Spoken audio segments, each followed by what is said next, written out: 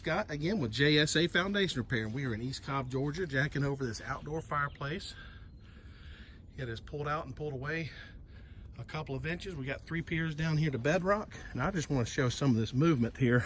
We've got a benchmark for a level that has no range at all, so we want to bring it up at least a couple inches. I've got these little trowels here to hold it there now.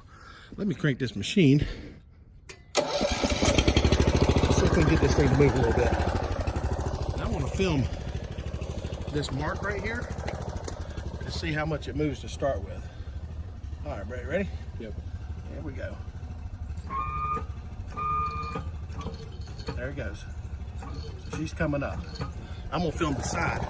You can actually see the ground right there coming up too. Let me film this side right here.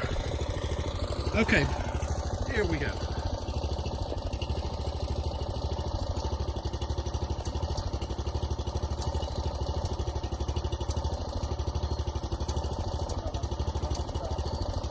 Going in.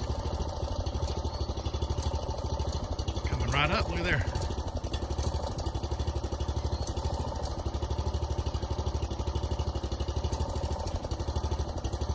Look at that baby coming all the way back in.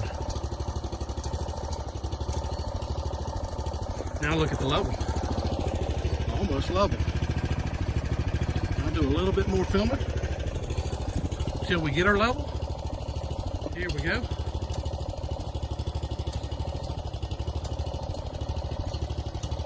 Okay, now look at the ground, how much we've lifted this thing off the ground. And here's a mark over here.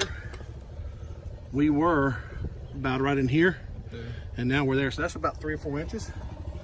We were right here, now we're here, and it's just coming on up. Let's check our level.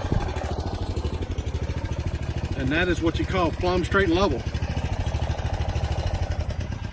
So what we'll do now is we'll pin everything up and cover it up. Just wanted to show how we lift these outdoor fireplaces.